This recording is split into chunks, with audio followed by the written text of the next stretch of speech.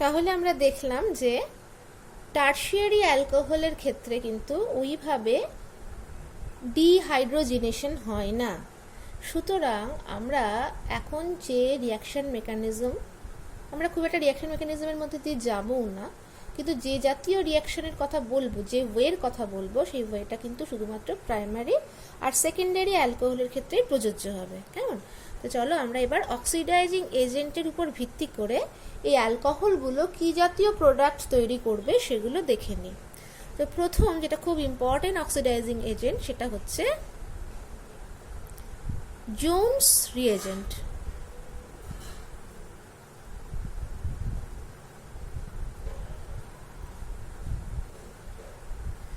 Jones reagent কি? Jones reagent হিসাবে actually ব্যবহার করা হয় sodium dichromate in aqueous sulphuric acid. ঠিক আছে, Jones reagent actually chromic acid, এবং ক্রোমিক অ্যাসিড তৈরি করবার জন্য সোডিয়াম ডাইক্রোমেট এবং অ্যাকোয়াস সালফিউরিক অ্যাসিড ব্যবহার করা হয়। এবং এখান থেকে প্রথমে আমি কি পাচ্ছি? এখান থেকে পাই প্রথমে ক্রোমিক অ্যাসিড। এটা কিন্তু একটা এস্টারিফিকেশন রিয়াকশন হয়। কেমন? চলো দেখে নিই তাহলে জোনস রিএজেন্টের মাধ্যমে কিভাবে প্রাইমারি এবং সেকেন্ডারি অ্যালকোহলগুলি বিক্রিয়া করে। আমি খালি একটারই মেকানিজম দেখাচ্ছি, এটা মাথায় রাখবে। এটা হচ্ছে E2 মেকানিজম ফলো করে, elimination by molecular reaction follow করে। কেমন? এই রিয়াকশন মেকানিজমের থ্রুতে এটা হয়। আমি সেইভাবে অত মেকানিজমের মধ্যে দিয়ে ঢুকছি না, খালি বুঝবার জন্য যতটুকুনি প্রয়োজন ততটুকুনি তোমাদের আমি বলছি। আচ্ছা, তাহলে প্রথমে আমরা দেখে নিই যে 1 ডিগ্রির ক্ষেত্রে জোনস রিএজেন্ট কিভাবে কাজ করে। প্রথমে 1 ডিগ্রি অ্যালকোহল বা প্রাইমারি অ্যালকোহল।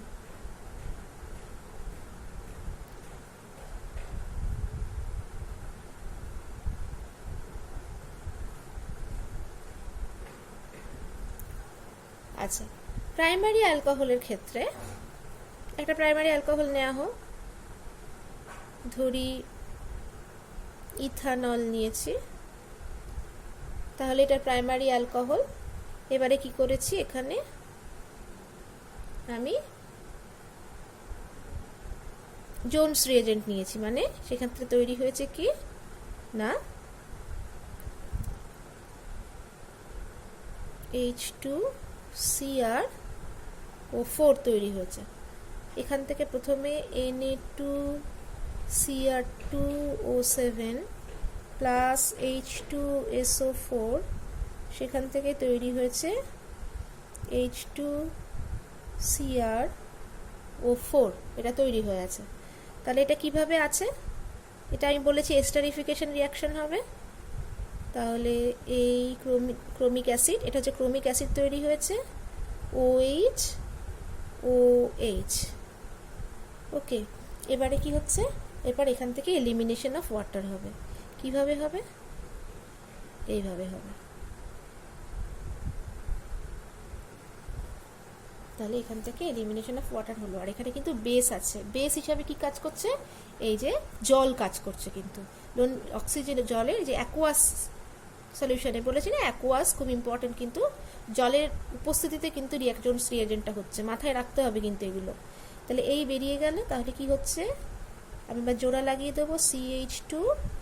এবার এই অক্সিজেন আছে, এখান থেকে জল এলিমিনেট হয়ে গেছে, তাহলে কি আছে? সরি, এটা Cr ডাবল বন্ড OH। ঠিক আছে, তাহলে এই আমার এস্টার তৈরি হয়ে গেছে। এইবারের কাজ হচ্ছে আলফা হাইড্রোজেনের কাজ। আমি একটা হাইড্রোজেন এখানে লিখে নিলাম। কেমন? এবং আসছে কি বেস। বেস হিসাবে কি আছে? জল আছে, H2O আছে। তাহলে এই জলের লোন পেয়ার অফ ইলেকট্রন আছে। জলের লোন পেয়ার অফ ইলেকট্রন কি করছে? এটাকে টানছে। কেন টানছে? তার কারণ হচ্ছে এই অবস্থায় কি হচ্ছে। আচ্ছা দেখো, এই অক্সিজেনটাকে টানছে, এই হাইড্রোজেনকে টানছে। কারণ এদিকে ইলেকট্রোনেগেটিভিটির জন্য এদিক থেকে শিফট করছে, ফলে এটা অনেক বেশি আমার দুর্বল হয়ে পড়ছে, ফলে তো খুব সহজে আমি এই হাইড্রোজেনটাকে বেস দিয়ে অ্যাটাক করতে পারবো। তাহলে যেই এটাকে টানছে, হাইড্রোজেনকে নিজের দিকে টানছে, সঙ্গে সঙ্গে এই বন্ডটা ব্রেক হয়ে গিয়ে এখানে তৈরি হচ্ছে। হলো? তাহলে কি হচ্ছে তখন? CH3CH আছে, ডাবল বন্ড ও, আর এখানে কি তৈরি হয়ে গেল দেখো, HCrO3 তৈরি হয়ে গেল, তাই না? আর এটা কারণ কি, যে এইখান থেকে ডাবল বন্ড তৈরি হয়ে যাবে, সঙ্গে সঙ্গে এই বন্ডটাও কিন্তু ব্রেক করে যাবে, এই বন্ডটা ভেঙে যাবে, এই বন্ডটা ভেঙে গেলে এই বন্ডটা ভেঙে যাবে। তাহলে কি হয়ে গেল, এখানে মাইনাস চার্জ হয়ে গেল, এ ফুলফিল করে দিচ্ছে, ইলেকট্রন নিয়ে বেরিয়ে যাচ্ছে, মাইনাস চার্জ হয়ে গেছে। আর প্লাস কি হচ্ছে, প্লাস H3O প্লাস হচ্ছে, এই অবস্থায় হচ্ছে। এবার এখান থেকে হাইড্রোজেন এসে আবার তোমার এখানে H2CrO3 তৈরি করে দেবে। দেখো এবার এখানে এটা এরপরে এই অংশটাতে কি হচ্ছে, এটা বোঝা গেল তো কিভাবে তৈরি হলো অ্যালডিহাইড। আর এই পোর্শনে কি হচ্ছে, HCrO3 প্লাস, এটা মাইনাস আছে, H3O প্লাস থেকে H2CrO3 হচ্ছে। হলো? খুব ইম্পর্টেন্ট কথা কিন্তু এটা বক্স করে রেখে দিলাম, আমি বলবো যে কেন এটা খুব গুরুত্বপূর্ণ। অ্যালডিহাইড হয়ে গেল। এরপরের কাজটা কিন্তু খালি জলের, ওই যে অ্যাকোয়াস H2SO4 ছিল, খালি জলের কাজ। তাহলে এখানে আমার আছে আর একটা আলফা হাইড্রোজেন, আমি প্রাইমারি অ্যালকোহল নিয়েছি। এবারে আবার যখন জল আসবে তখন কি করবে, এই ওয়াটার এখানে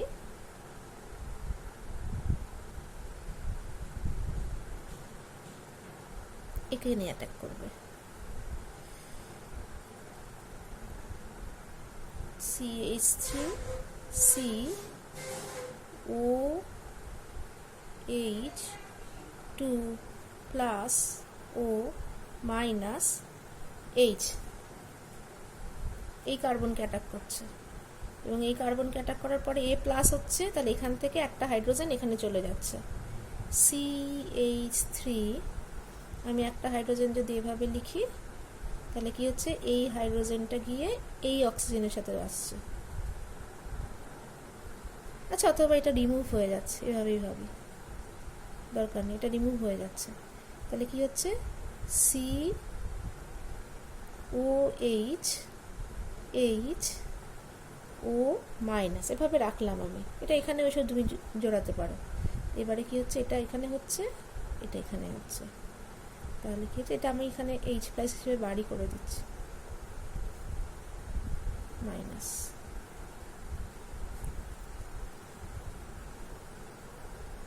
মেকানিজমগুলো বুঝতে না পারলে কিন্তু জিজ্ঞাসা করবে, ডাবল বন্ড চলে আসছে, হাইড্রোজেন বেরিয়ে যাচ্ছে। হলো? তাহলে দেখো, প্রাইমারি অ্যালকোহলের থেকে কিন্তু অ্যাসিড তৈরি হলো, প্রাইমারি অ্যালকোহল, সেখান থেকে অ্যালডিহাইড, এটা অ্যালকোহল, অ্যালকোহল থেকে অ্যালডিহাইড তৈরি হলো, অ্যালডিহাইড থেকে অ্যাসিড তৈরি হলো। এটা কি ছিল, এটা ছিল ইথানল। এখানে কি তৈরি হলো, ইথানল ডিহাইড। আর এখানে কি তৈরি হলো, ইথানোয়িক অ্যাসিড বা অ্যাসিটিক অ্যাসিড। হলো? এইবারে আমি কেন বলছিলাম যে এই রিয়াকশনটা খুব গুরুত্বপূর্ণ। এইবারে যে অক্সিডেশন অফ অ্যালকোহল, কিভাবে অক্সিডেশন অফ অ্যালকোহল হচ্ছে, দেখতে পাচ্ছি এই অ্যালকোহলটা 3 ধরনের চেঞ্জ হয়েছে, তাই না? অ্যালকোহল থেকে অ্যালডিহাইড থেকে অ্যাসিড। তাহলে কিভাবে এর অক্সিডেশন হলো সেটা আমরা একটু দেখে নিই, ভালো করে বোঝার চেষ্টা করো। কার্বন, এখানে এই অ্যালকোহলের ক্ষেত্রে এই কার্বন অক্সিজেনের সাথে যুক্ত আছে, অক্সিজেনের থেকে কার্বন লেস ইলেকট্রোনেগেটিভ, তাই এক্ষেত্রে যেহেতু একটা হাত দিয়ে যুক্ত আছে, তাহলে অক্সিজেনকে আমি মাইনাস ধরবো, আর এখানে অক্সিজেনের তো যোজ্যতা হচ্ছে এখানে -2, একটা হাইড্রোজেনের সাথে আছে, তাহলে আর একটা কার্বনের সাথে আছে, তাহলে অক্সিজেনের জন্য অক্সিজেন, তাহলে এখানে আমি কি করবো, -1, -1 হলো। ঠিক আছে, কার্বন আর কার্বন ভালো করে দেখো, এই অক্সিজেনের জন্য কার্বনের মাথায় -1, অক্সিজেনের জন্য -1। কার্বন কার্বন এদের একই ইলেকট্রোনেগেটিভিটি, তাই এদের মধ্যে কোনো অক্সিডেশন স্টেট আলাদা আলাদা হচ্ছে না। কার্বন আর দুটো হাইড্রোজেনের সাথে যুক্ত আছে, তাহলে হাইড্রোজেনের থেকে কার্বন মোর ইলেকট্রোনেগেটিভ, ফলে হাইড্রোজেনের জন্য এ কী করবে, হাইড্রোজেন তাহলে প্লাস, আর কার্বন কি আছে তার জন্য হাইড্রোজেনের সাপেক্ষে কার্বন মাইনাস, তাহলে দুটো হাইড্রোজেন, তাহলে কি আছে এর জন্য দুটো হাইড্রোজেনের জন্য আছে +2, তাহলে -1 +2। তাহলে আচ্ছা আমি অক্সিডেশন স্টেটটা এখানে লিখছি, তাহলে এটা বোঝা গেল তো, কার্বনের জন্য হাইড্রোজেনের জন্য +2 কার্বনের অক্সিডেশন স্টেট, আর অক্সিজেনের জন্য -1 অক্সিডেশন স্টেট। তাহলে মোটের উপরে কার্বনের অক্সিডেশন স্টেট কত হলো এখানে,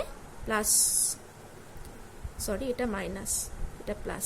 কার্বনের হাইড্রোজেনের জন্য -2, কেন কি, যে কার্বন হচ্ছে হাইড্রোজেন অপেক্ষা অধিক তড়িৎ ঋণাত্মক, তাই -2।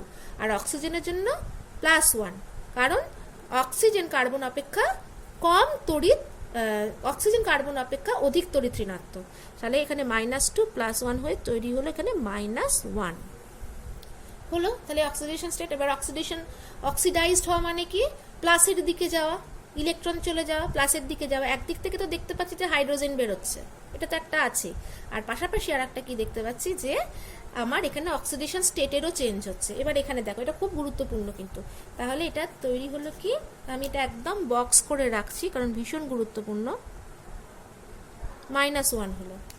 এই ফেজে কি হচ্ছে, এই ফেজে অক্সিডেশন স্টেটটার কি হচ্ছে দেখো, একটা এখানে তো 0, আর এখানে অক্সিজেনের জন্য 2, তাহলে অক্সিজেনের জন্য কার্বন এসেছে +2, আর হাইড্রোজেনের জন্য এসেছে -1, তাহলে হয়ে গেল +1। তাহলে এখানে এক্ষেত্রে এই কার্বনটার অক্সিডেশন স্টেট কি হয়ে গেল, +1। এই কার্বনটার অক্সিডেশন স্টেট কিন্তু এখন +1, এখানে কত ছিল, এখানে ছিল -1, এখানে হয়ে গেল +1, তাহলে অক্সিডেশন স্টেটের চেঞ্জ হচ্ছে। আচ্ছা, এবারে এখানে লাস্ট অ্যাসিডে দেখি, অ্যাসিডে কি হচ্ছে, এখানে এইটার জন্য কিছু নেই, এখানে দুটো বন্ড রয়েছে, দুটো বন্ড যেহেতু রয়েছে, এখানেও কিন্তু দুটো বন্ড ছিল বলে কিন্তু +2 এসেছে, তাহলে এই ডাবল বন্ড অক্সিজেনের জন্য +2,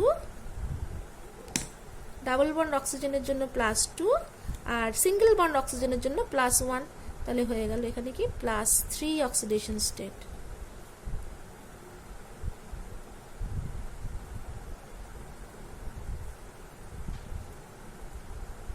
হলো, তাহলে দেখতে পাচ্ছি কি যে তোমরা এটা নিজেরাও ভালোভাবে দেখবে যে অক্সিডেশন স্টেটটার কিভাবে কিভাবে পরিবর্তন হচ্ছে, সেটা নিজেরাও কিন্তু ভালোভাবে দেখবে। ঠিক আছে, তাহলে এখানে কি পেলাম যে -1 থেকে +1 থেকে +3, তাহলে কার্বনের অক্সিডেশন হলো। এবারে দেখা যাক যে আমরা জানি অক্সিডেশন হলেই তার রিডাকশন হয়, তাহলে রিডাকশন কার হলো। এখন দেখো এখানে এই বিক্রিয়াটাতে আমরা পেয়েছি ক্রোমিক অ্যাসিড, তাহলে ক্রোমিক অ্যাসিডের ক্রোমিয়ামের অক্সিডেশন স্টেট কত, ক্রোমিয়ামের অক্সিডেশন স্টেট বার করো।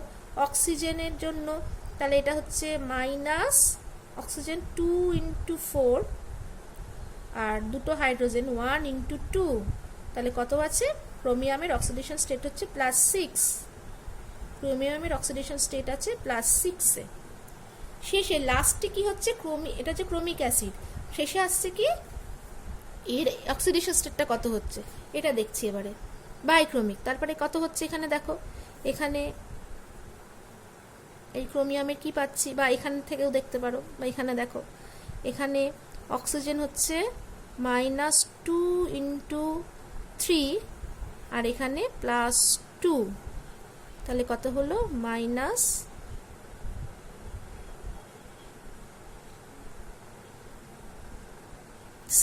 + 2 মানে 4, তার মানে ক্রোমিয়ামের হচ্ছে চলে আসছে কত, +4 অক্সিডেশন স্টেট। তাহলে এটা ছিল +6 অক্সিডেশন স্টেট ক্রোমিক অ্যাসিডের ক্ষেত্রে, আর এখানে চলে আসছে +4 অক্সিডেশন স্টেট। তাহলে দেখতে পাচ্ছি যে এক্ষেত্রে কার্বনের অক্সিডেশন হচ্ছে, কার্বনের অক্সিডেশন হয়ে কি হচ্ছে যে সেটা কার্বন কি হচ্ছে, কার্বনের ক্ষেত্রে -1 থেকে +3 হচ্ছে, আর ক্রোমিয়ামের ক্ষেত্রে কিন্তু +6 থেকে। তাহলে অ্যালকোহলের ক্ষেত্রে কার্বনের ক্ষেত্রে কি হচ্ছে, তাহলে মূল রিয়াকশনটাকে আমি যদি সিম্পলি লিখি CH3 CH2 OH plus H2CrO4 in aqueous medium, তাহলে কি আসছে লাস্টলি CH3COOH প্লাস H2CrO3। তাহলে এখানে আমার কি আসছে, আমি এই কার্বনের অক্সিডেশন স্টেটটা লিখবো। এখানে কার্বনের অক্সিডেশন স্টেট পেয়ে গেছি -1, তাই না? এই যে আরেকবার বলে দিলাম, এটা কার্বন কার্বনের জন্য 0, এইটার জন্য -2, এটার জন্য +1, তাহলে এখানে হয়ে গেল -1, আর এখানে কি পাচ্ছি +3, আর এখানে কি ছিল, এটা ছিল +6, আর এখানে হয়ে গেল +4। তাহলে এখান থেকে এখানে গেইন অফ ইলেকট্রন হয়েছে, তাহলে এটা হচ্ছে অক্সিডেশন, আর এখানে লস অফ ইলেকট্রন হয়েছে, তাহলে এটা হয়ে গেল রিডাকশন। তাহলে খুব সহজেই আমি দেখতে পাচ্ছি এখানে কিন্তু একটা অক্সিডেশন রিডাকশন রিয়াকশন হয়েছে।